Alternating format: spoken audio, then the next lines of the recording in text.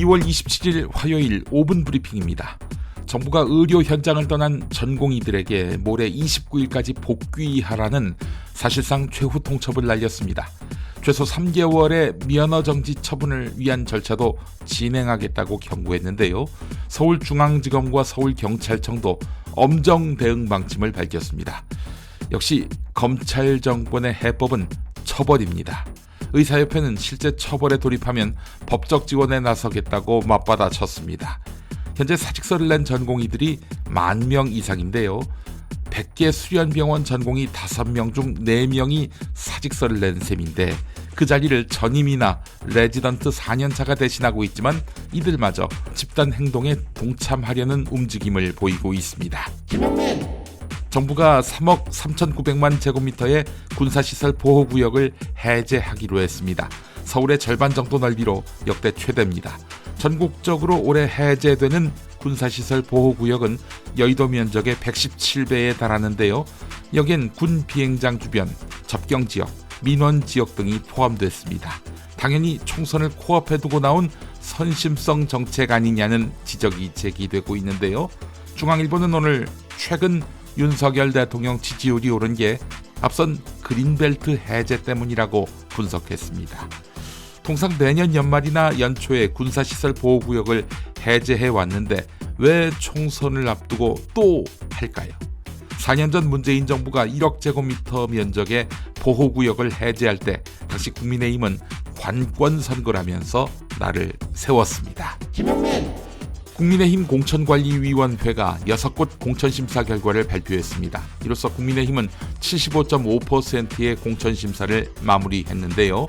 원조 친윤으로 꼽히는 4선 권성동 의원은 강릉, 검찰 시절 윤석열 사단의 막내로 찐윤으로 꼽히고 이번에 사지로 나가겠다고 한 이원모 전 대통령실 인사비서관도 용인 양지가 포함된 국민의힘 강세 지역인 용인 갑에 공천받았습니다. 양지로 갔네요.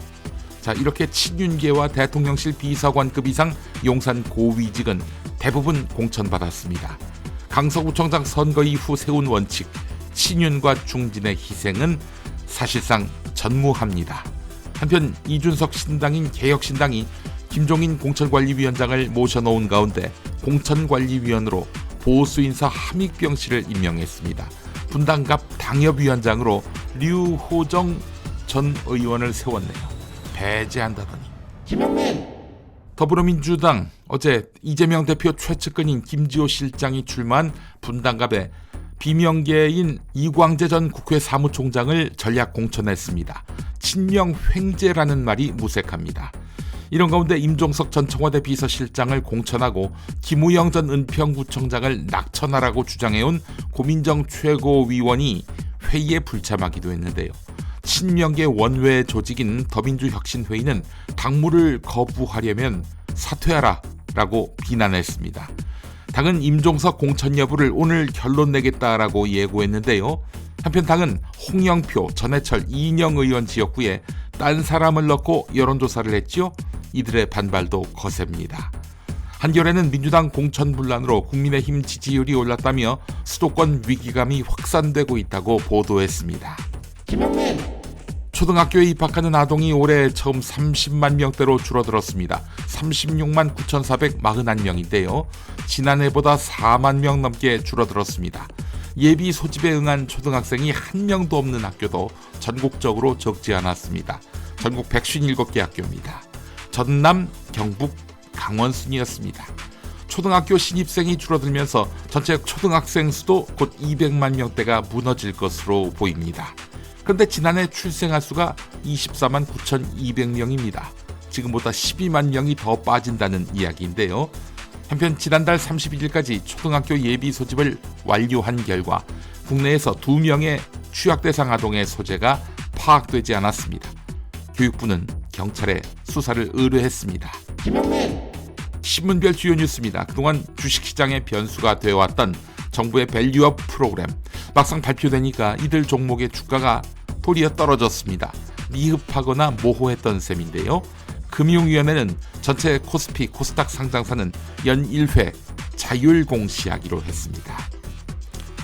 각기 다른 업종에 종사하는 노동자에게 최근 일주일간 아무 의미가 없다고 생각되는 일을 한 시간을 물었더니 일과의 약 30%였다고 답했다고 합니다. 대략 2시간 반. 바쁜 척하는 헛짓거리 또는 노동과 유사하지만 무의미한 업무가 그 정도였다고 하네요. 한국일보 보도였습니다. 중대재해처벌법 위반 사건이 법원의 1심 판단을 받을 때까지 평균 600일이 넘는 것으로 나타났습니다. 이 중 수사에 소요되는 시간이 전체의 61%인데요. 인력은 부족하고 수사는 복잡하다 보니 그렇다는 것입니다. 한 명이 사망한 사건에는 압수수색도 안 한다고 합니다. 한겨레 보도였습니다. 윤석열 대통령의 후보 시절 연설을 짜깁기에 만든 영상이 명예훼손에 해당한다는 취지의 고발을 한 주체가 국민의힘인 것으로 확인됐습니다. 정치권이 권력기관을 동원해 표현의 자유를 위축시킨다는 지적이 나옵니다.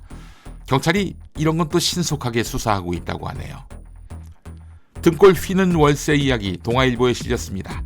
전용 40제곱미터 이하 서울 소형 빌라도 관리비를 포함하면 월 100만 원이 훌쩍 넘는다고 합니다.